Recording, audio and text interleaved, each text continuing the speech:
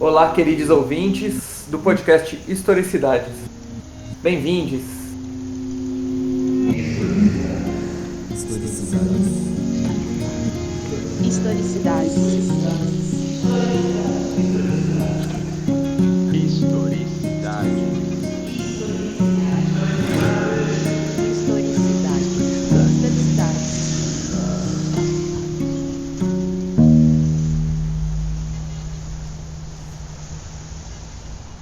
Presentes hoje nesse episódio está o meu companheiro Frederico Moreira. Fala aí, Fred.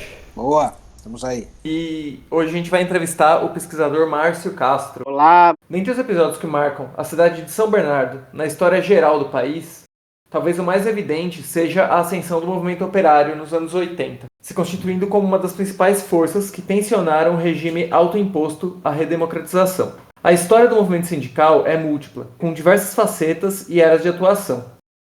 Hoje nós convidamos o dramaturgo e historiador Márcio Castro para falar um pouco sobre um dos braços da luta dos trabalhadores no campo da cultura, o Grupo Forja.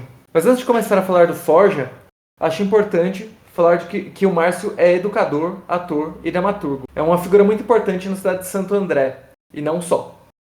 Conta pra gente um pouco da sua relação com o ABC. muito obrigado pela audição aqui desse podcast.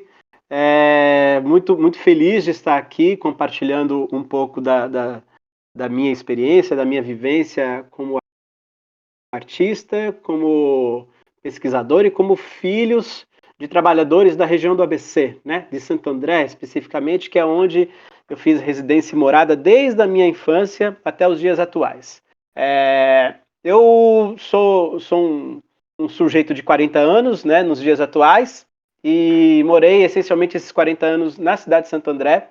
E uma das coisas que eu acho que é importante a gente colocar aqui, que faz parte de uma espécie de fábula familiar, mas que acaba sendo um reflexo daquilo que é, né, a realidade da região, era que meus pais, né, eu vou usar até inclusive algumas referências, meus pais faziam compras na Cooperródia, né, que é uma cooperativa de consumo aqui na região, né, que foi criada num momento ali para poder abastecer os operários do ABC, e a gente fazia essa compra aos sábados, e no retorno das compras, né, o meu pai que tinha aquele Gol LS 86, que comprou a muito custo, depois do plano Sarney, em que ele perdeu todo o dinheiro, quase não conseguiu pagar esse carro, né? Mas, assim, nesse carro que meu pai comprou a muito custo, o Gol LS 86, a gente passava em frente a uma instituição de ensino chamada Senai Abraão Jacob Laffer, e ele, com 7 anos, ele me dizia assim: olha, Márcio, quando você vai crescer, você vai estudar nessa escola aí. E eu falava: tudo bem, vamos aí então, vamos estudar nessa escola, mal sabendo o que significava isso, né?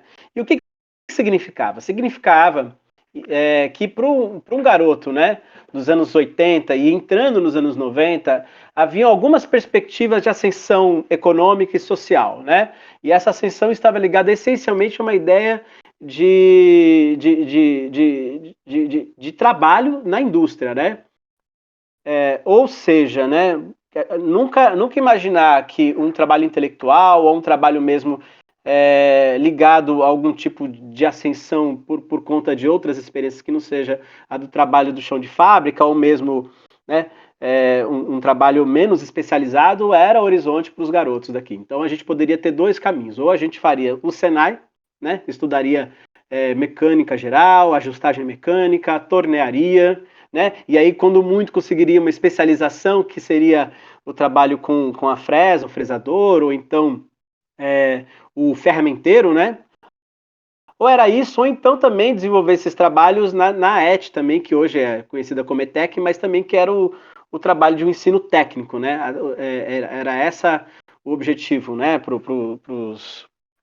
os garotos, né? Eu falo essencialmente dos garotos. Das garotas tinha uma coisa ligada ao magistério, né? Uhum. Que você fazia o segundo grau, que era para você se tornar professora, e para os garotos era para você se tornar um peão de fábrica, né? Esse era o objetivo, né? Só que ele começa já a cair no fim dos anos 70 para os anos 80, né? Com a desindustrialização, né? E com a crise mundial, né? E que demora a chegar aqui no Brasil, né? Diferente de outros países, diferente, por exemplo, na Inglaterra, porque a gente tem duas conjunturas muito específicas, que é o fim da ditadura militar, né, que adia esse processo de neoliberalismo no país, né? E, posteriormente, com a distensão política, né, da distensão do governo militar e a ascensão de uma república ainda em frangalhos, mas começando, que a gente tem o Fernando Collor de Mello, que também vem com um projeto desenvolvimentista neoliberal, mas é completamente incompetente, né, porque ele vem de uma oligarquia que tem o desejo de manter as coisas como estão. E esse projeto só vai avançar mesmo com o Fernando Henrique Cardoso, com o seu projeto neoliberal, depois da criação da URV, que foi o grande trunfo aí que levou o Fernando Henrique Cardoso a ser presidente do país. Não só isso, né? Mas isso é um lugar mais comum para a gente discutir. Pois então, eu sou esse garoto que nos anos 90 adentra o Senai para fazer ajustagem mecânica, né? Faço um curso de 2 anos e meio de ajustagem mecânica, depois mais um ano de especialização em ferramentaria, já num país decadente em relação à sua industrialização, né? Santo André já está decadente, as empresas já foram embora, e há um movimento aqui em Santo André para a construção de um setor de serviços, né? E é nesse universo que eu vou começar a pensar o que significa trabalhar. Então, já no fim ali da ferramentaria, que depois eu fui fazer mecatrônica em São Caetano do Sul, né?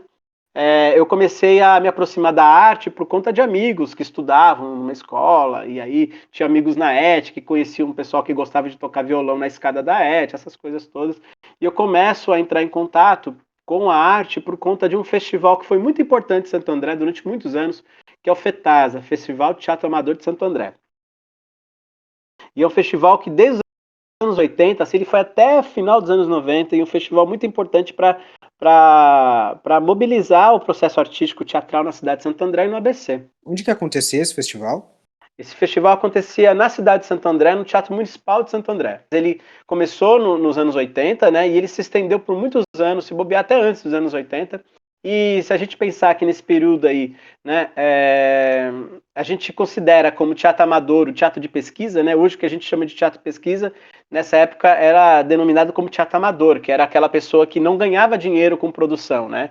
Então, através desse festival que eu começo a entrar em contato com arte, né, eu vou ver alguns espetáculos, eu fui ver um espetáculo dirigido por um artista aqui da cidade de Santo André, que é Augusto Maciel, né?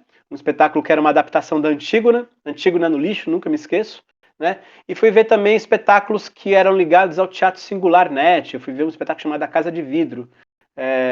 Enfim, eram espetáculos que eu comecei a me aproximar do teatro por conta disso. Quantos anos você tinha, Marcinho? Eu tinha aí entre 16 e 17 anos. Quando você fala, principalmente de Santo André, eu acabo me reconhecendo muito também nesse sentido, né? Eu sou de São Bernardo, porém o meu pai, ele trabalhou na Rode, na Coop, eu cresci ouvindo meu pai, ele foi analista de sistema na Rode, então a gente comprava sempre lá por ele ter desconto e tudo mais, né? Então a minha relação com Santo André passa por aí também, né? Então quando você falou, olha que coisa interessante, que bacana.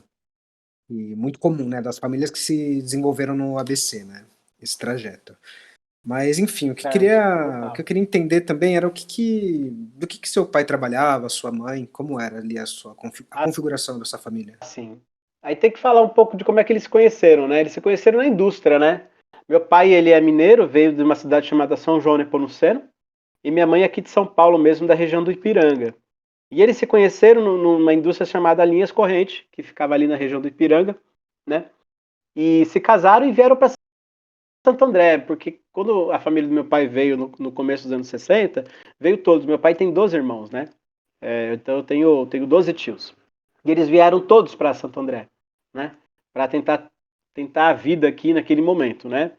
Então, depois disso, eles trabalhavam na indústria, e quando a minha mãe ficou grávida da minha irmã, que é um pouco mais velha do que eu, ela saiu do trabalho e meu pai continuou trabalhando. Meu pai teve alguns trabalhos, mas o último trabalho dele não está ligado diretamente à indústria, apesar de ser na Vilares, né? Meu pai trabalhava num posto de conservação de elevadores, né? Que ficavam de plantão para caso os elevadores tivessem algum problema, os mecânicos iam lá e consertar. Meu pai trabalhava num setor que era de almoxarifado. Então ele ficava lá no posto de conservação, as pessoas iam lá, pediam a ferramenta, ele dava a ferramenta, anotava o nome de quem era que estava lá. Esse foi o trabalho do meu pai até mais ou menos não, até o ano de 1993, que foi quando, 93 ou 94, não me engano agora. que tem muito a ver, né, com a ideia do como dar certo, o que fazer da vida, né? Meu pai sempre, quando veio para São Paulo junto com a minha mãe, tinha o desejo de ter uma mercearia, um mercadinho, porque ele falava que umas coisas que meus pais falavam assim, olha, tem coisas que na vida nunca vai ter problema, as pessoas sempre precisam tomar remédio porque elas não querem morrer, e as pessoas sempre precisam comer porque elas também não querem morrer. Então, ter um mercado significava ter um tipo de negócio que não teria grandes problemas. Meu pai, então, trabalhou, né? Eu acredito que meados da década de começo da década de 80, 79, 80, na Villares, e ficou lá até 93, 90, 92, 93. Essa é a história um pouco dos meus pais. Minha mãe, desde que teve a minha irmã, nunca mais trabalhou. Se a gente for falar, né, aquilo que a gente acredita de trabalho formal, trabalhou exaustivamente em casa, cuidando dos filhos, Nossa, claro, né, claro. cuidando da casa, cuidando de tudo, né, até o momento, inclusive, que os meus pais tiveram um mercado, que é quando ela teve essa atividade dobrada, então, né, porque ela, além de cuidar da casa, também cuidava do mercado junto com meu pai, né, durante os anos que meu pai estava trabalhando, fomos eu, minha irmã e minha mãe que cuidávamos do mercado durante a semana. E meu pai, ele cuidava do mercado com a gente no fim de semana, né? Mas até hoje, por exemplo, são coisas curiosas, né? Minha mãe já está com 72, 73 anos, e não que eu acredito que esse seja um caminho, né? Mas a minha mãe nunca contratou uma empregada doméstica, por exemplo, né? Então, só para a gente ter uma dimensão do trabalho que essa mulher desenvolveu no mundo, né? Sim. Que além de cuidar da gente, né? Ainda mais no momento ali que a gente já tinha eles já tinham o mercado, ela cuidava da casa, limpava o mercado, cuidava da gente, então é um trabalho muito exaustivo para ela. Então é isso, né? Isso é mais um exemplo de da gente perceber o quanto que a perspectiva do lazer, a perspectiva do esporte, da cultura, né? Da subjetividade, do crescimento humano não está no horizonte de um trabalhador, de uma trabalhadora, né? O nosso horizonte, né? O horizonte de um trabalhador, de uma trabalhadora é trabalhar, dormir e consumir aquilo para sobreviver, né? E a gente acaba tomando isso como exemplo. Existe uma fala muito bonita do Alípio Freire, porque ela, de fato, em algum lugar, aquilo que eu posso dizer que possa ter sido uma espécie de liberdade para mim, quando eu começo a entrar em contato com o teatro ali no fim dos anos 90. Que ele fala sobre a ideia de que é importante, sim, a gente construir um território em que o trabalhador consiga se alimentar, consiga sobreviver, consiga se vestir, mas que, essencialmente, esse trabalhador tenha acesso ao prazer e a festa e a felicidade, porque sem a felicidade não há nenhuma revolução possível de se fazer. Aí no fim dos anos 90 que eu vou entrar de fato com a experiência teatral, né? E aí eu vou me inscrever na Escola Livre de Teatro de Santo André, né? Um projeto público que é gestado pela Secretaria de Cultura de Santo André, da Prefeitura de Santo André, e que tem aí o início de seus projetos desde o fim dos anos 80, né? Entre 89 e 92, uma primeira experiência, e que volta depois em 97 com o retorno do PT à Prefeitura de Santo André, e que desde então acontece ininterruptamente. Não sem problemas, não sem cortes de salário, sem essas coisas todas, mas pelo menos está ali, firme e forte no processo de construção. Eu me formo então na Escola Livre de Teatro de Santo André, e depois disso vou trabalhar como ator, como dramaturgo, como diretor, né, até os dias atuais, né? Me formo em 2002, então podemos dizer aí que eu tenho quase 20 anos aí de estrada como artista da cidade de Santo André e como um todo também. Muito bom, Marcinho. Aí vou aproveitar aqui o gancho de tudo isso que a gente está falando e vou puxar aqui o Forja pra gente, tá? O Forja foi um grupo de teatro fundado dentro do Sindicato dos Metalúrgicos de São Bernardo do Campo e Diadema, no ano de 79, né? Ele foi a continuidade de um outro projeto e tal, bom, ele se deu sob a direção do Tim Urbinati. Se deu sob a direção de Tim Urbinati, que é um ator, dramaturgo e cientista social formado pela USP. A proposta era formar um projeto de teatro que congregasse a classe trabalhadora, realizando espetáculos que dialogassem com as questões em voga do movimento operário. Os espetáculos eram realizados em criação coletiva, tendo os operários como atores e dramaturgos do espetáculo. Marcelo, como é que você se aproximou do Forja e por que seu interesse em estudar o Forja, né? Acho que para além da trajetória do grupo, né, que atuou até 1985, eu acho que é importante perguntar qual a importância do grupo para você e por que levantar essa memória do Grupo Forja? Acho que para falar um pouco disso é necessário dizer que em 2010 um pouco cansado de não conseguir trabalho como arte educador, né, que é uma coisa que eu gosto muito de fazer, ou seja, de dar aulas de teatro, fui fazer uma faculdade. Não tinha muito desejo de fazer uma faculdade de teatro, porque eu já tinha essa formação no trabalho na sua concretude, né? Apesar da Escola Livre ser uma escola de formação, ela não é uma escola que te garante um diploma, um DRT, né? Ou então mesmo um ensino superior. Então eu fui fazer a faculdade de História aqui na Fundação Santo André, e eu comecei a me aproximar com a ideia de fazer aquilo que a gente chama de monografia, ou TCC, de finalização de curso, né?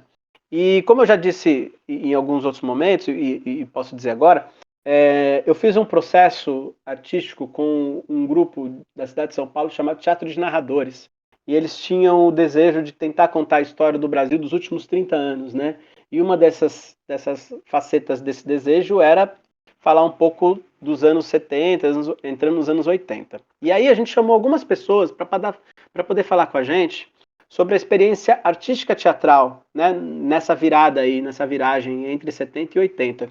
Então foram conversar com a gente Celso Frateschi, César Vieira, do Teatro União e Olho Vivo, enfim, conversamos também com outros grupos de teatros, e uma dessas pessoas que foi conversar com a gente foi Tim Urbinati, que até então eu conhecia de uma forma muito longínqua, como uma pessoa que era professora aqui da Fundação das Artes de Santo André e que tinha tido uma experiência com um grupo de teatro que estava ligado com os operários, mas era o que eu sabia mais ou menos. E ele veio e trouxe toda a sua trajetória com essa história do Grupo Forja que você citou, e eu me interessei bastante para tentar entender um pouco mais o que significava esse processo todo, assim, que era uma coisa muito distante. Até porque eu falava assim, que curioso, eu sou um cara que veio da cidade de Santo André e conheço muito pouco, né, da história do Forja. E olha que a história do Forja, ela ainda tem uma abrangência, né, maior até do que outras experiências teatrais que houve também na cidade, mas como essa operária é a que tem mais espaço, assim. E nessa época que eu estava pensando em fazer um TCC, no primeiro momento eu tinha um desejo grande de tentar discutir o movimento artístico, né, operário, ou mesmo movimento de teatro popular na virada dos anos 70 para os anos 80. Tem um livro importantíssimo chamado Teatro da Militância, eu sempre confundo o nome e as pessoas já sabem isso. É Silvia Fernandes ou Silvana Garcia, eu sempre confundo isso, mas acho que é Silvana Garcia. E que ela fala um pouco sobre a experiência desses grupos teatrais, né, na virada ali. E eu tentando entender, né, o teatro ali estava numa espécie de crise que a gente nem imaginaria onde a gente entraria agora, mas numa espécie de crise de representatividade, o teatro paulista, né, paulistano. E aí eu falei, e aí a gente, né, com uma ideia de tentar entender no passado quais foram as crises que os grupos teatrais passaram, né, para tentar entender o nosso presente, né? Essa avaliação desse livro dela falava um pouco de que os grupos no começo dos anos 80, diante da distensão da ditadura, eles começam a perder um pouco de espaço. Por quê? Porque é um movimento sindical que cresce, é um movimento popular, né, de luta que cresce também, e em algum lugar, como também há uma abertura política, muitos artistas que nos anos 70 foram para as periferias para continuar atuando, já que a ditadura estava pegando pesado, começam a se interessar novamente por um trabalho de um teatro profissional, né?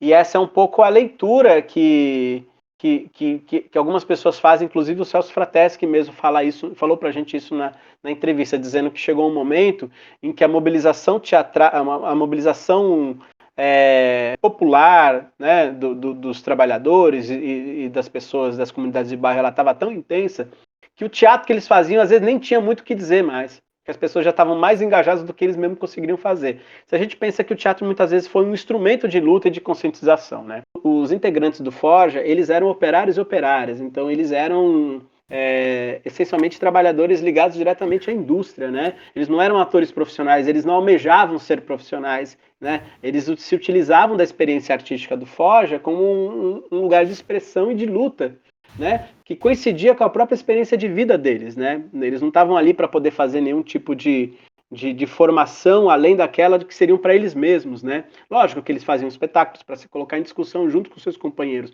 mas eles não eram pessoas de fora, eles eram da própria experiência. E aí então, juntando isso a um desejo também de falar assim, de que era importante a gente fazer uma pesquisa que estivesse relacionada ao ABC, já que São Paulo, os grupos de São Paulo já tem muito estudo, era um caminho de a gente começar a pensar, entender um pouco esse processo do Grupo Forja. E foi assim, então, que eu fui me aproximando da pesquisa do Grupo Forja e dos seus espetáculos e das suas criações que acontecem entre 1979 e 1985, né?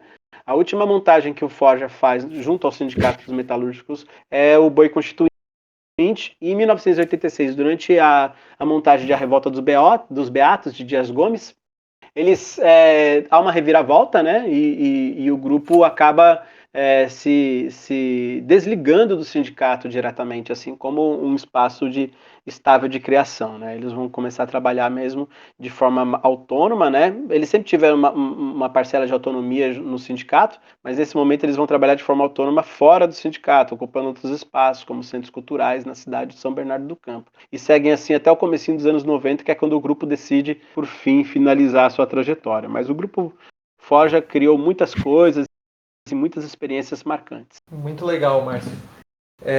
Bom, você citou o Boi Constituinte, eu acho que você tinha me comentado para talvez dar uma lida um pouco, né? A gente está aqui com a dramaturgia da parte da luta, é isso, Marcinho? Sim, sim. Eu vou abrir aqui para a gente ver. Eu tinha frisado, acho que tem um momento específico que eu posso sugerir. Que engraçado essa coisa de fazer podcast, né? A gente tem uma certa tranquilidade até, né? Ele é bem solto. Porque vai na conversa, né? Olha, é importante falar um pouco do contexto, eu acho, do contexto do Boi Constituinte, né? E ler o trecho. Vamos lá.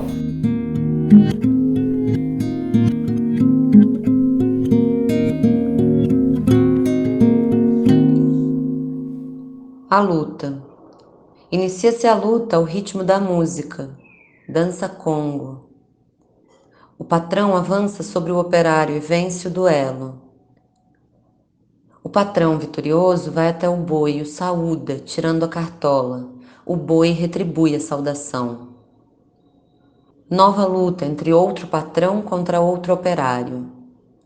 O patrão vence novamente e repete o gesto frente ao boi, que retribui. Patrão e operário restante retomam a luta. O operário avança sobre o patrão. Patrão fica em situação difícil diante da pressão do trabalhador. General capitão do boi apita e o boi avança sobre o trabalhador, salvando o patrão. O boi se acalma quando o general capitão apita novamente. A velha Constituição ajudando o patrão. Todos, patrões e trabalhadores, voltam a lutar ao mesmo tempo, até que o boi avança sobre todos. A velha Constituição não ajuda mais ninguém, nem patrão, nem trabalhador. Boi se cansa e dá uma trégua. Enquanto isso, operários se reúnem em um círculo, fazendo mímica de que estão planejando algo. Os patrões fazem o mesmo. Ambos decidem prender o boi, decidem acabar com a velha Constituição. Usam uma corda e, num gesto grandioso, prendem o boi. Operário e patrão tiram a capa colcha do boi. Um operário entra com uma placa bem chamativa, liberdade e autonomia sindical. Outro operário entra com outra placa, greve geral. Ambos fazem comícios, referentes às suas palavras de ordem. Entram policiais militares, seguranças, que prendem os operários, colocam vendas sob seus olhos e os levam à prisão. Enquanto isso, um jornalista filma os acontecimentos. Os policiais vão até ele, tomam sua câmera e o levam preso.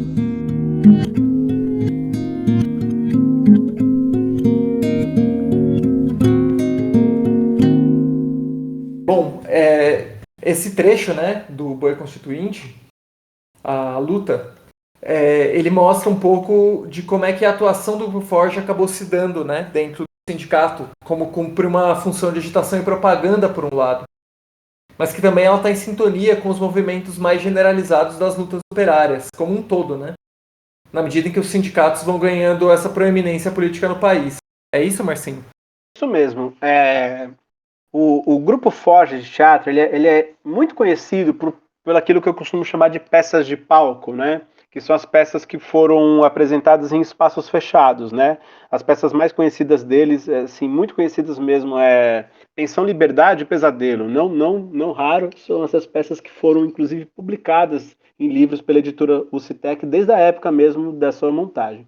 Mas há outros espetáculos que o Grupo Forja começa a desenvolver já no início da sua trajetória, mas que isso vai se fortalecer lá para 83, 84, que são as peças de rua, né? Ou as peças de intervenção, ou mesmo os agite próprios, depende da forma como a gente gostaria de lidar, que são peças desenvolvidas para serem apresentadas durante as assembleias, ou então em espaços que não fossem espaços com a conformidade de um teatro com palco italiano. Esse espetáculo que você leu é o Boi Constituinte, né? Ele cumpre uma espécie de uma função artística que o grupo vai desenvolvendo desde os primeiros espetáculos que eles fizeram para a rua, que é tentar estabelecer uma alegoria de algo que é popular, né? Ligado ao conhecimento e à subjetividade do trabalhador, do operário e da operária, com a discussão do momento atual. O Boi Constituinte ele é inspirado na Congada e no Bumba Meu Boi, né? Duas tradições populares brasileiras, para discutir a construção de uma constituinte, né? Eles já haviam feito outros espetáculos que tinham essa ideia de discussão alusória sobre os momentos políticos, né? Eles fizeram, eu vou falar, acho que de dois pelo menos aqui, né? Um é o Brasil S.A., que é um espetáculo que vai discutir durante a crise que o Brasil tem ali no começo dos anos 80, em que a dívida externa aumenta exorbitantemente, né? Então, a peça fala um pouco de um Brasil que vai sendo rifado e as suas regiões vão sendo rifadas para investidores internacionais, né? Sejam eles árabes, alemães, ingleses, americanos, né? Esses que teriam direito às riquezas naturais e às indústrias brasileiras. Então eles fazem um espetáculo questionando esse lugar, né? E esse é o espetáculo chamado Brasil S.A., né? Brasil Sociedade Anônima, né? O Brasil como negócio. Posteriormente a isso, eles fizeram um espetáculo chamado Diretas Volver, né? Que o próprio nome diz, está ligado a uma ideia de discutir as eleições diretas para presidente da República, algo que não acontece. E aí, como há uma discussão no Brasil inteiro com o fracasso, que não foi essencialmente um fracasso, né? Ele foi um fracasso como resultado direto, né? As eleições não terem conseguido, mas o fato das diretas já e os movimentos diretas já alavancou o processo de discussão sobre a Constituinte no Brasil. E aí, então, eles vão construir um espetáculo que vai colocar em pauta a perspectiva da Constituinte e a construção da Constituinte no Brasil, né? Essa perspectiva de trabalho acaba se formando nesse espetáculo que tem como ideia a construção de uma nova carta, né? Uma nova carta nacional, né? E eu sugeri que a gente olhasse para esse material que foi lido, porque ele essencialmente carrega uma contradição, né, no seu processo, que é assim, é sabido que durante esse processo da Constituinte, os sindicatos, né, e o PT, né, essencialmente, eles eram completamente contra uma ideia de uma constituinte mista, né, que acabou acontecendo em que os deputados e senadores que foram elegidos, né, que foram eleitos para construir essa carta, também foram eleitos para outros objetivos, né, foram eleitos para cuidar daquilo que a gente comumente está acostumado a ver que os deputados fazem, né, tanto para aquilo que seriam as melhorias para o nosso país, como também para garantir os seus redutos eleitorais. Então, a discussão sobre eles é que deveria haver uma constituinte, né, exclusiva, né, e que esses deputados e senadores teriam que ser eleitos exclusivamente para a construção da constituinte. E o movimento acabou acontecendo que ela se tornou, podemos dizer assim, mista, né? Então, o que eles chamavam de senadores biônicos, né? Então, a discussão da esquerda era que essas pessoas todas que fariam a construção dessa constituinte também trariam os velhos vícios do que aquilo que algumas pessoas gostam de chamar de entulho autoritário. Então, a Constituinte ela não conseguiria ser extremamente progressista, porque ela teria muitos interesses, né, ligados às oligarquias e mesmo até ao Estado ditatorial durante a sua escrita. Esse espetáculo tem um momento que eu acho que é importante, que é quando ele fala, né, de que os trabalhadores avançam e o boi avança sobre os trabalhadores, né? E aí tem um momento em que os patrões começam a avançar e o boi também avança sobre os patrões, porque o espetáculo coloca que nem mesmo para os patrões é interessante a Constituinte tal como está. e que por conta disso ela precisa ser modificada. Então, há uma leitura de que tanto os trabalhadores como os patrões, eles se organizam em conluio para derrubar a antiga Constituinte para construir uma nova. Ao fim do espetáculo, eles tiram a capa da Constituinte velha, colocam uma capa nova por cima, e durante o espetáculo eles também vão recolhendo na plateia o que eles acham que uma Constituinte deveria ter. Então o que acontece é que durante o espetáculo eles tiram a capa antiga da velha Constituição e colocam uma capa nova por cima, né? E durante o espetáculo há um personagem que vai passando por entre a plateia e vai recolhendo o que essas pessoas acham que deveriam estar na nova Constituição, para a construção da Constituinte, né? Aí o que acontece para mim, assim, é que esse processo evidencia uma espécie de conciliação entre as forças democráticas brasileiras para a construção de uma Constituinte, né? E era um ponto de vista que era defendido pelo Grupo Forja de teatro, né? Uma ideia de que você precisaria unir algumas forças, já que a gente não poderia ter um processo revolucionário radical, né, da tomada do poder pelos trabalhadores, da construção de uma Constituinte pelos trabalhadores, que era o desejo do PT e do sindicato, né? E posteriormente, inclusive, a esse espetáculo, é quando o Grupo Forja ele se desliga do sindicato, é um jogo duro jogado ali, né, colocado ali contra o grupo teatral, assim como outras pessoas passaram por isso também no sindicato, né, como Alípio Freire, Tapajós, né, o pessoal ligado também anteriormente à criação da TVT, né, então assim, eles começam a tirar um pouco de cena núcleos que haviam sido criados dentro do sindicato que tinham muita autonomia no seu processo de trabalho e começam a trabalhar mesmo com aquilo que a gente pode chamar de formação dos quadros para os partidos, né, partido. E mesmo que não houvesse nenhum tipo de constrangimento durante a apresentação dessa peça, com esse tipo de característica durante as assembleias, é claro para mim que existe uma diferença de discursividade aí entre aquilo que o Grupo Forja apresenta como autonomia artística do seu processo, mesmo estando trabalhando no sindicato, daquilo que o próprio sindicato e a sua diretoria pensava, né? Há relatos, inclusive, do Eduardo Moreira, que foi um dos atores, né, dessa época do Forja, que eles foram conversar com... e aí tem esse lugar do personalismo mesmo, né? O Lula era dirigente sindical à época, foram conversar com o Lula para que ele pudesse intervir. Eu não lembro se ele era diretor sindical, mas ele era muito próximo, né? E a narrativa do Eduardo Moreira é que o Lula reconhecia que a diretoria tinha uma resistência e uma falta de conhecimento da potência artística de uma criação artística mesmo para o processo, né, processo de engrandecimento e de fortalecimento do sindicato, né, mas que ele reconhecia isso nos diretores, né, do sindicato, mas ele não iria contra os diretores, então assim, que ele endossava a decisão deles, assim, né. E mais uma vez essa ideia de que a arte ela está relacionada muitas vezes aos processos revolucionários, não como na sua função de potência subjetiva, mas como função de entretenimento e de informação e de propaganda. Não que não seja isso, mas ela não é só isso, né? Então muitas vezes a arte é entendida, você faz lá uma artezinha antes de começar a discussão real e concreta, né? E é lógico que o Grupo Forja sabia que essa era a sua função também no sindicato.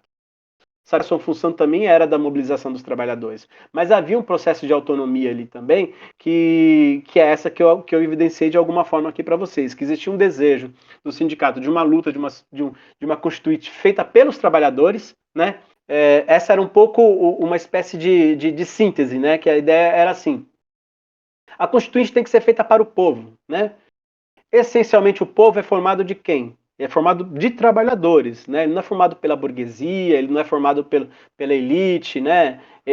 Ele é formado também, mas a menor parte, a grande maioria é feita de trabalhadores. Então, se é feito pelos trabalhadores, se o povo é os trabalhadores, essencialmente a Constituinte tem que ser construída pelos trabalhadores. Mas o Tino Binatti, junto com que era um trabalho que o Forja fazia também, que nunca tirar da sua cachola o que queria fazer, né? Mas também fazer uma pesquisa com os trabalhadores e trabalhadoras no chão de fábrica, o que eles pensavam sobre isso, né? O próprio processo constituinte era difícil para que eles entendessem o que significava aquilo, então ele funcionou quase como uma peça didática, ao mesmo tempo que eles montavam as peças, né, daquilo que eles queriam falar, eles também aprendiam sobre os temas que eles estavam montando. Era um outro desejo, as pessoas o que elas queriam era, como a gente diria hoje, né? vacina no braço e comida no prato, assim, né? Existe uma questão que ela é essencial, né? A gente, como revolucionário, pode até questionar que não há um ponto de vista estratégico lá na frente, mas no fim das contas, o que o cara quer? Ele quer comer, né? E ele quer, de repente, apanhar um pouco menos na rua. É só o que ele quer. E se para isso a gente tiver que fazer uma aliança com um partido que seja mais ou menos, a gente vai fazer, sabe? E nesse momento o PT e o sindicato eram mais radicais, né? Eles tanto é que o PT participou da construção da Constituinte, né? E não assinou, né? Isso tem a ver, mas aí a gente está falando de um partido ainda em transição, né? Ainda nem chegamos em 89, né? Nas eleições presidenciais de 89, mas já havia algumas prefeituras do PT na região da ABC, espalhadas pelo Brasil também. É um pouco essa a leitura que eu faço da trajetória toda do Forja dentro do sindicato, que sempre foi uma trajetória de muita autonomia, mas que nos últimos anos foi cada vez mais instado a estar mais próximo daquilo que era a ideologia, daquilo que deveria ser seguido. Nunca como um teatro de encomenda, posso dizer assim. Muitas vezes, inclusive, o próprio Grupo Forja antecipou aquilo que poderia ser as campanhas salariais, né, que aconteciam no começo do ano, entre março e maio, mais ou menos, né? Por conta de que eles estavam ligados diretamente aos trabalhadores das empresas, das indústrias e levantavam qual eram os desejos, quais eram as questões, né, quais eram as maiores problemáticas. Os espetáculos todos foram meio que respostas a isso, né? Ô, Marcinho, eu queria fazer uma intervenção aqui, uma intervenção não, uma pergunta, no caso, porque você puxou um assunto que eu acho bastante interessante, assim, a gente saber e falar sobre isso, né, porque pelo que você está falando sobre a questão da autonomia do Forja e a sua relação com os trabalhadores, é um grupo que, de fato, ali, a classe trabalhadora, ela se sentia representada, né? Por esse trabalho, justamente por ser dos próprios trabalhadores, vindo deles próprios direto nessa construção. E que se diferencia também muito de outros projetos de expressão artística, onde existem fatos que os trabalhadores não se sentiam representados, né, por aquelas obras ou por aquelas coisas. O Grupo Forja, ele foge desse padrão, né. E dito isso, assim, pensando nisso, como que foi que, de fato, o Grupo Forja ele se formou? Como que foi que isso se deu a partir do sindicato? Como que foi essa iniciativa? E como ele conseguiu ter essa repercussão tão intensa e tão próxima assim da classe trabalhadora, dos trabalhadores se mobilizarem para sim construir esse grupo? O Grupo Forja, ele nasce fora, né? Porque o Tio Urbinati, ele é formado em Ciências Sociais, né? E ele desenvolveu um grupo de teatral na Faculdade de Filosofia da USP, que eles chamavam, inclusive, o Grupo das Ciências Sociais, né? Que era um grupo teatral. E por conta dessa experiência do Tim, que já tinha uma experiência também com Antunes Filho, né? Já tinha, enfim, já tinha tido algumas experiências como ator, né? Mas que também era ligado, enfim, aos trabalhadores. Ele também foi trabalhador também ele também foi bancário, né? Trabalhou no banco, também foi ligado ao Sindicato dos Bancários, se não me engano, do Banco do Brasil, né? Ele começou a desenvolver esse trabalho com teatro nas ciências sociais e depois que ele se formou lá, ele começou a fazer alguns trabalhos ligados aos sindicatos e ele começou a ser chamado para desenvolver algumas dramaturgias e algumas direções. Aí ele fez um espetáculo para o sindicato da cidade de São Paulo, Sindicato Metalúrgico de São Paulo, chamado Engana Trouxa Tá Caindo, que era um espetáculo que foi feito para questionar a chapa 1, que era do Joaquinzão, né, que era a chapa majoritária que controlava o sindicato, e que era uma chapa branca, né? Era uma chapa que ela não era combativa, né? E nesse momento eles estavam tentando trocar essa chapa por uma chapa mais combativa. Eles fizeram um espetáculo para questionar esse dirigente sindical, que inclusive, assim, né, de uma forma até fabular, assim, que a gente pode falar alegórica, sei lá. No elenco desse espetáculo estava o Santo Dias, que é uma espécie de mártir operário, né, do estado de São Paulo, da cidade de São Paulo. Ele atuava nesse espetáculo, né, e que foi covardemente assassinado durante algumas das manifestações, né, na cidade de São Paulo, contra algumas manifestações dos operários contra as indústrias, né, e contra a pauperização das indústrias e a precariedade do trabalho. Eu gostaria até de fazer só um parênteses sobre o Santo Dias, que a gente citou Nada Será Como Antes, né? Então, um dos grandes momentos do filme se é filmado, o Tapajós ele vai ali filmar o enterro do Santo Dias e percebe-se a importância e a ligação das pessoas com o Santo Dias pelo fato daquele enterro tão tenso, onde as pessoas não estavam aceitando que aquilo estava acontecendo. Então são imagens fortíssimas que você entende um pouco da intensidade e a representatividade que ele tinha dentro de toda essa cena, né? Eu não lembro direito da experiência, mas parece inclusive que tem um desejo de que eles querem levar o corpo e aí eles lutam inclusive para que esse corpo não seja levado, né, pela polícia. Isso é uma coisa que dá até para a gente olhar, mas é muito forte assim a experiência do Santo Dias como um mártir, né? E eu acho que alguns mártires valem a pena. O Santo Dias é um desses, assim, né? Que nos inspira, assim, em algum lugar, né? Mas, enfim, eles montaram esse espetáculo e aí existia uma figura na geografia e por conta da perseguição aos estudantes, né? Depois da morte de Vanuc, eu acho que ele, não sei se ele chega a terminar, acho que ele termina o curso, mas ele sai da militância estudantil e vai pro ABC para trabalhar, para sair um pouco desse lugar, né? Só que ele chega lá e logo que ele chega em 78, o que acontece em 78? A grande greve da Scania, né? Que é a greve que vai inaugurar os movimentos operários, não que eles se iniciam ali, mas que vai inaugurar os movimentos operários com uma abrangência de conhecimento nacional, né? Brasileiro, assim. E aí o Augusto Portugal participa de um antigo grupo de teatro que tinha no sindicato, que era o Grupo Ferramenta. Era um grupo que estava ligado ao Centro Educacional Tiradentes, que era uma espécie de Mobral, né, para os operários que vinham trabalhar e o sindicato mantinha essa escola para formação mesmo básica de alfabetização, né? Tinham também alguns convênios com o Senai. Olha as contradições da vida, né? Se a gente pensar que é uma instituição ligada à instituição patronal, né? Essa mesma instituição tinha uma relação com o Centro Educacional Tiradentes no sindicato para a formação técnica de algumas dessas pessoas. Mas o que acontece é que no fim dos anos 70, essa escola ela é extinguida. E junto com ela também é extinguido o Grupo Ferramenta.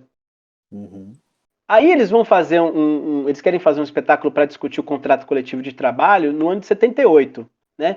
E aí o Augusto Portugal vai assistir esse espetáculo Engano a Trouxa Tá Caindo na Vila das Mercês, e lá ele nossa, aquele cara legal, né? A gente podia levar esse cara para fazer pra gente. Quem que faz? É o Tim. Eu falei assim, pô, o Tim, conheço o Tim é contemporâneo meu lá da faculdade, né, da FEFELESH, enfim, e aí eles acabam convidando o Tim para poder fazer essa dramaturgia, né, desse espetáculo Contrato Coletivo de Trabalho.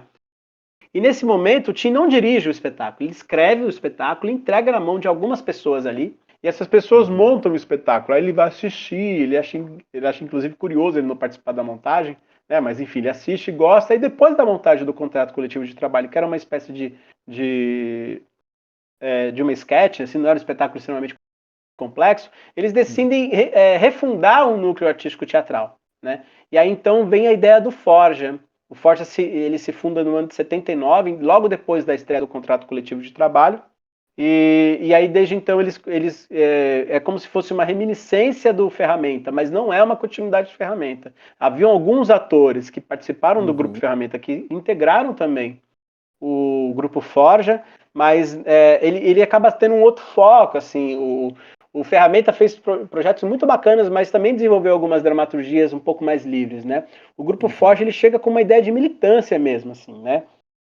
Ainda em formação, porque o primeiro espetáculo que eles fazem é a Pensão Liberdade. Então é um espetáculo que tem ali como uma alusão uma pensão, né? Em que nesse lugar passam várias pessoas. Tem desde do trabalhador que é puxa-saco, você tem o trabalhador que é militante, você tem o trabalhador meio em cima do muro, não sabe o que fazer. Aí você tem os donos da pensão, que são pequenos burgueses que exploram os trabalhadores que moram na pensão. Você tem a trabalhadora que trabalha em loja, mas por conta disso ela também se prostitui. Aí você tem também o homossexual que trabalha no setor administrativo da indústria, mas que sofre preconceito, enfim. Então, é uma estrutura, inclusive, meio tradicional para a gente pensar o teatro, que é você junta um monte de gente num lugar e a partir desse lugar você discute o que está acontecendo. Eles estreiam esse espetáculo, logo depois há a intervenção em 79. E aí eles, essencialmente, o grupo acaba tendo que desenvolver um trabalho além da ideia de montar peça teatral. Ele se envolve com o fundo de greve, recolhem alimentos, cestas básicas para os operários que estão em greve, né? E que estão desabastecidos. Então, mesmo o grupo teatral tendo sido formado dentro do sindicato com uma ideia de construção de um pensamento militante sobre a arte teatral junto com o povo, somente durante um período de crise ali, né, uma crise complexa que foi a intervenção no sindicato, que eles de fato vão construir essa militância mais próxima do trabalho sindical, assim, mas sempre com a sua autonomia. Então existia um espaço que era o espaço criativo, teatro amador, né? Então eles se encontravam no domingo à tarde para ensaiar as peças, para estudar, para ler, para pensar contextos. Sempre tiveram presença de muitas pessoas que foram dar palestras, falar sobre um grande colaborador deles, Nossa, me foge. Deixa eu só lembrar, gente, o nome aqui, aí eu vou falar bonito, porque senão eu vou falar uma bobagem. Claro. Tá aqui, ó. Um grande colaborador, né, desse processo de formação do Grupo Forja é o Taviani, que foi professor da USP, né, e que fez muitas formações e discutiu muito sobre os espetáculos que eles estavam montando. Há outros também, mas o Taviani foi uma pessoa que esteve muito próximo desse momento inicial do Forja para auxiliar, inclusive, a formação política, né, e a formação do grupo, assim, como processo político aliado ao trabalho de criação artística. O Forja, para além, né, dessas dramaturgias que estavam discutindo o contexto, que incluíam as discussões dos trabalhadores, ele também tinha uma presença, né, que você tinha me comentado, na mobilização dos trabalhadores, né? Então, por exemplo, para debates, né, para assembleias, esse tipo de coisa. Como que essa mobilização se dava? O que acontece com o Forja é o seguinte: depois desse processo que eu comentei com vocês, de que o Forja, de uma forma até mesmo compulsória, acabou tendo que entrar numa militância, eles começaram a desenvolver esses trabalhos que não eram só os trabalhos de palco, mas também os trabalhos de rua, as intervenções de rua dos espetáculos, né? Que no começo o Forja entendia até como esquetes, depois eles começaram a entender que o que eles faziam era um teatro de fato, só que feito na rua, né? Um teatro de rua, um teatro na rua, enfim. Só que não era essencialmente o único lugar de atuação deles. Eles fizeram essas mobilizações, às vezes em aquilo que a gente pode chamar de pré-assembleias ou assembleias preparatórias para as grandes assembleias que aconteciam no estádio, né, 1º de maio. Saíam pelos bairros com os personagens dos espetáculos e iam conclamando as pessoas para dizer que as pessoas passem nessas assembleias, às vezes aconteciam em praças, aconteciam em espaços menores nos bairros, conclamando as pessoas para estarem por lá. E aí eles apresentavam as sketches, os espetáculos, né, de forma às vezes mais reduzida,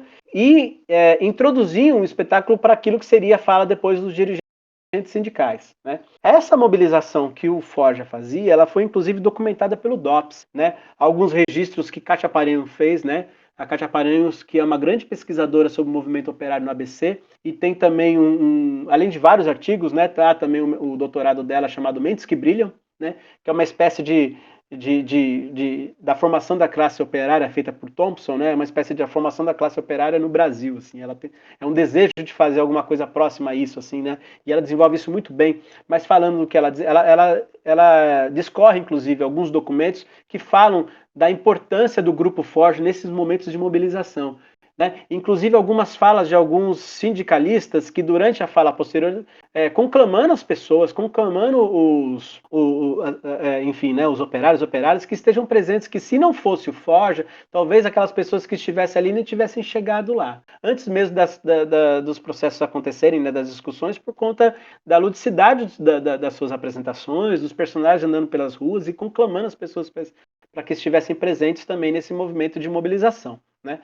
Talvez esse fosse o maior risco do Forja, né? E por isso também ele era importante para o sindicato nesse momento. Por mais que ele tivesse a sua autonomia e que em algum lugar isso poderia até desagradar alguns pontos de vista, ele era um grande mobilizador.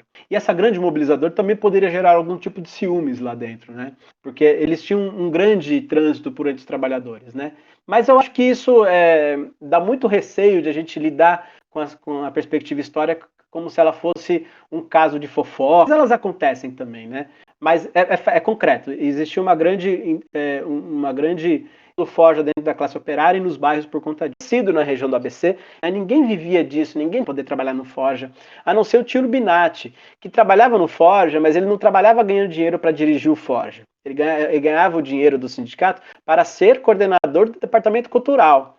Ele não teve ao mesmo tempo, ele teve que se desdobrar e fazer muitas outras coisas para poder desenvolver o departamento cultural do sindicato, e junto com isso ele dirigiu o grupo, que era quase um braço autônomo, assim. Mas aí então o que acontece? O Forja começa a ser convidado para apresentar o espetáculo em muitos lugares, inclusive para formar uma espécie de outros processos artísticos. Eles não dão conta mais de ficar apresentando em tantos lugares. Então eles começam a fazer um processo que tem muito a ver com a ideia da perspectiva comunitária ali do começo dos anos 80, que é uma espécie de multiplicadores, assim. Então eles se dividem entre os atores, entre os diretores, e começam a desenvolver alguns processos artísticos com outros coletivos ligados a outras entidades. Então, por exemplo, tem uma comunidade de bairro na Vila Tupi, né, o Grupo Tupi, ligado à Vila Palmares, que foi um grupo teatral que o Forja fez uma assessoria. Né? Há também no Jardim Silvina, em São Bernardo, né, que o Grupo Forja foi lá fazer uma assessoria, mas nesse caso nem para criar teatro, né,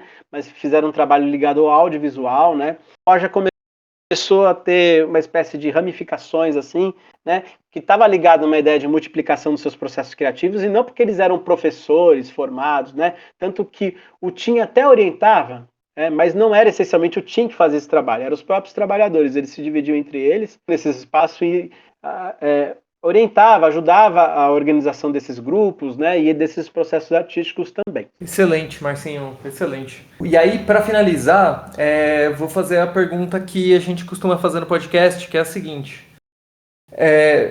Conta pra gente esse processo de pesquisa sobre o Grupo Forja, como ele refletiu na sua vivência, né, seja no seu teatro, no território que você vive, seja na sua vida pessoal. Uma das primeiras falas que eu ouvi em relação ao Grupo Forja foi que, nossa, as pessoas falavam que era muito legal, fantástico. Aí quando você vai ver, o espetáculo não era tudo isso. Ele era muito frágil, ele era como posso dizer assim, ele era frágil, ele não era profissional, ele era ingênuo, né? Se usa muitas vezes a palavra ingênuo em relação ao trabalho artístico ligado a uma militância política, né? E eu acredito que há muito preconceito sobre o processo do trabalhador, sabe? E muito preconceito artístico, né? Dos artistas em relação a um teatro feito por trabalhadores, e muitas vezes é um teatro que, de fato, se identifica com uma ideia de teatro de esquerda, assim, sabe?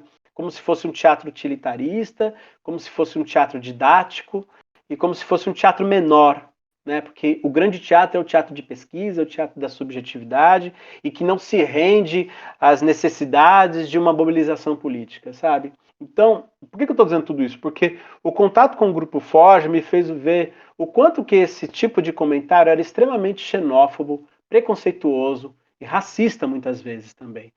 E, ao mesmo tempo, extremamente alienado, né? Se a gente for ver os últimos acontecimentos que nós temos no nosso país, esses grupos todos de esquerda e todos esses mobilizadores políticos dentro dos grupos sabiam que isso poderia acontecer com muita facilidade. Então, as pessoas que mais ficaram abismadas com o que estava acontecendo é possivelmente um grupo de teatro de classe média, que estava fazendo o seu teatro subvencionado a parcas medidas, né? Porque a subvenção para a arte no Brasil ela é frágil, né? Mas mesmo assim tinha essa subvenção, começa a ver isso atacado e se vê e fala assim, nossa, que mundo é esse? Pois é, esse mundo sempre existiu, esse mundo sempre esteve aí. E esses grupos de esquerda, esses grupos teatrais ou artísticos de esquerda sempre olharam para isso com muita responsabilidade, né?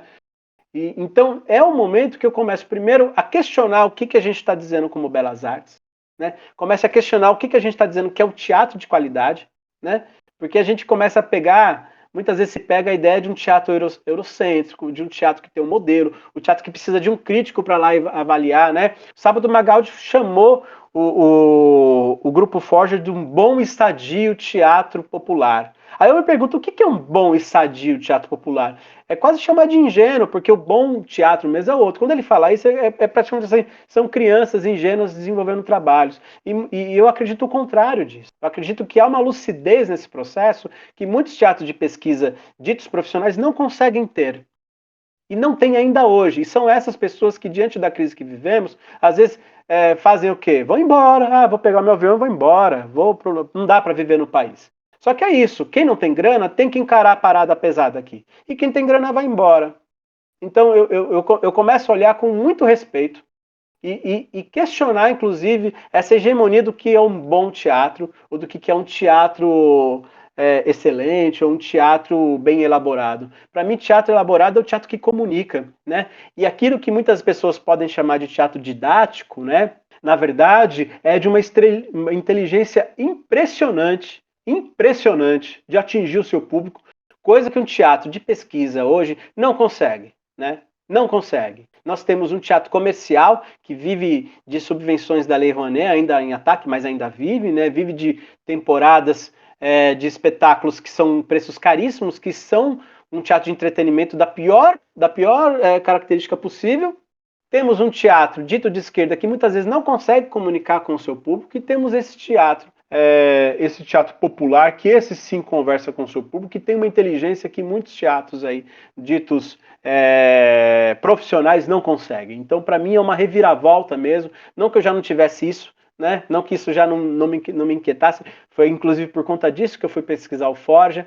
Mas nesse momento é um lugar que a gente tem que parar de pensar que existe um ponto de vista só, né? Que existe só uma forma de fazer teatro, né? E que a gente tem que acabar com os preconceitos estéticos, essencialmente, porque há preconceito estético sobre essas criações, né? Só que essas estéticas, elas são muito inteligentes, mas inteligente é um ponto que muitas vezes não se consegue entender, e só depois de muito tempo você vai olhar para isso. Impressionante o trabalho que esses grupos de teatro popular fizeram para o nosso país mesmo. E talvez se a gente, talvez tivesse olhado para isso com mais carinho e mais responsabilidade, nós não estaríamos no buraco que nós estamos também. Fantástico, Marcinho. Assim, acho que a gente fez uma bela trajetória. Eu não sei se o Freire tem mais alguma pergunta, ou se você sente que tem alguma coisa que a gente não falou que precisava ser dita. Se achar que sim, até a hora. Sim, eu acho que primeiro tem um comentário a fazer, assim, a parte, né? Que primeiro de tudo, Marcinho, te agradecer, né, por você trazer todo esse conteúdo aqui pra gente, principalmente você que vem de Santo André, que pra gente que é do ABC, eu que sou de São Bernardo, pelo menos, vou falar por mim, vai? Melhor do que falar por todos, né? Mas, enfim, eu sempre vi Santo André como uma grande referência aí no campo da arte e nos caminhos da cultura no ABCD, né? E você trazendo esse conteúdo, você traz justamente essa questão de enxergar esses caminhos que a gente segue de reflexão dentro da arte, dentro da cultura, não só como entretenimento, né, mas como forma de enxergar a vida, como ferramenta de transformação, né. E também queria dizer aqui que, para vocês que estão escutando o programa agora, ele é editado, esse programa. E a gente grava tudo aqui de forma remota, então várias vezes a conexão dá alguns problemas, e então isso é mais trabalho para o editor. E não sabemos ainda quem vai editar esse programa, provavelmente seja o Du, mas enfim, já agradecer desde já, né, ao Marcinho por conseguir retomar os assuntos nos momentos que dava problema, né? E isso é ótimo entrevistar ator, né? Porque ele pega aqui rápido, o ponto já liga, e isso pro editor é maravilhoso. Então, eu digo como editor isso desde antes de editar aqui. Esse trabalho já está muito facilitado, Marcinho. Então, primeiro tudo, obrigado por isso. O peão aqui agradece também. E agora, eu queria também trazer em relação à sua tese mesmo, né? Você falando da sua tese de maneira tão profunda, eu queria saber se ela está disponível em algum lugar para acesso. Essa dissertação está disponível no banco de dissertações e teses da USP, né? Se você procurar lá por Márcio de Castro, né? E aí o título da dissertação: Com quantas vozes se faz um coro? Teatro Forja, expedientes estéticos, cultural e sindical, entre os anos de 1979 e 1986. Você consegue baixar em PDF, é tranquilo. E lá, nessa dissertação, eu discorro um pouco sobre os processos do Grupo Forja. Não conta essencialmente a história do Grupo Forja. O que eu acabo desenvolvendo na dissertação é uma análise das dramaturgias que o Grupo Forja desenvolve, porque ela foi um grande concentrador assim, de criação de dramaturgia própria, né? E as relações dessas dramaturgias com os contextos históricos, e aí sim as lutas que a gente já desenvolveu aqui, e um pouco que a gente passou quando a gente falou do Boi Constituinte. Eu também queria agradecer a sua presença aqui. Queria falar que, assim, é uma honra ter você com a gente. E falar que as portas do podcast estão abertas para esse e outros temas. Com certeza. E abrir esse espaço agora, né, dessa despedida, para se você tiver mais alguma coisa que você queira acrescentar, algum espetáculo trabalhando, algum artístico, ou divulgar suas redes sociais, fique à vontade, Marcinho. As minhas redes sociais sou eu mesmo, né? Eu não acabo monetizando nada de rede social, sou eu lá. Eu tenho só o Instagram, que é marcicastro1, quem quiser me procurar lá para conversar, adoraria também. Eu acho que esse é um espaço de conversa, assim, a gente precisa ampliar os espaços, né? Atualmente eu não estou envolvido em nenhum processo artístico, né? Concretamente, estamos aí esperando passar essa barra da pandemia, né? Eu acho que ela vai passar, né? Aos trancos e barrancos, mas vai passar. A gente precisa se manter vivo. Eu acho que isso que foi dito no início do podcast, né? O nosso plano é continuar vivo e é para isso que a gente tem que estar atento, né? Então não vamos nos aglomerar, não vamos, vamos fazer a melhor desobediência civil que podemos fazer agora, que é nos manter vivos, né? Se manter vivo hoje é uma desobediência civil, né? E dizer assim que para mim o encontro da arte com a história fez uma grande diferença no meu olhar sobre o mundo, né? Eu me sinto um outro artista hoje, depois de ter essa minha formação como historiador, e me ajuda muito, inclusive, a pensar novos projetos. Eu tenho me engajado muito na escrita, né? Essencialmente de dramaturgia, assim, que é uma coisa que eu tenho gostado bastante, mas também tenho desenvolvido alguns projetos de aulas, de workshops, que falam um pouco da experiência ligada do Grupo Forja, uma espécie de teatro popular aí do ABC, né? Eu acho que é importante a gente falar de onde que a gente vem. Eu vim de uma formação educacional, que é essa perspectiva que se tem hoje, inclusive, de pensar a história como história regional, para depois você pensar uma história que se amplia, não acontecia. Eu, um professor de história, né, um historiador, não me lembro dos meus professores de história do ensino médio e do ensino fundamental. E eu acho isso muito terrível, muito terrível. Então eu acho que é importante que a gente pense também na importância da educação e na importância da formação educacional brasileira, educação da formação tradicional não, mas a formação da educação daquilo que é essencial e também da artística, assim. Beleza, pessoal, acho que é isso. Muito obrigado, Marcinho. Desculpa aí toda a dificuldade pra gente conseguir marcar, mas fico feliz que a gente conseguiu e tamo junto. Precisando de qualquer coisa, Se precisar, estamos aí. Historicidades. Uma produção Doc Vozes e Grão Filmes. Projeto contemplado pela Lei Federal Aldir Blanc. Secretaria de Cultura e Juventude, Prefeitura de São Bernardo do Campo.